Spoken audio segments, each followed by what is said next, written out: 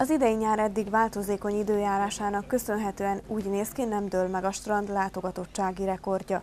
A látogatottság a hétvégeken magasabb, mert ekkor nagyon sok környékbeli vendég is felkeresi a Dunaszerdahelyi fürdőt, mivel egyelőre kevésbé zsúfolt. A külföldi vendégkör összetételen nem változott, továbbra is elsősorban a szomszédos országokból érkeznek a strandolni vágyók. Egy olyan átlagos júliusnak fogható fel így összességébe, ami a látogatottságot illeti, a hétvégeken nagyon sokan keresték fel a fürdőnket, körülbelül 3500-tól 4500 emberig is szombat-vasárnaponként.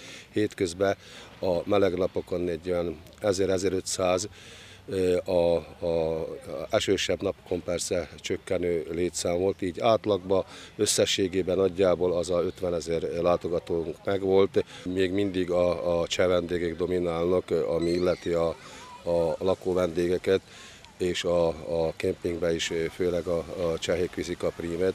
Az mellett nagyon jó arányban vannak lengyelek, úgy a hotelban is és kint a kempingben is. Idén úgy érzem, talán többen jelentek meg Hollandiából is és Németországból is, tehát több idézőjelben nyugati vendégünk van. A látogatottsági mutatók kedvező alakulása a kiváló vízminőségnek is köszönhető. A termálstrand vízének minőségét folyamatosan vizsgálják az ellenőrök. A strandoknak szigorú előírásokat kell betartaniuk, hogy ne kerüljön szennyeződés a medencék vizébe. Jej kvalita sa pohybuje v četnosti rozborov okolo 95%, 95-99%.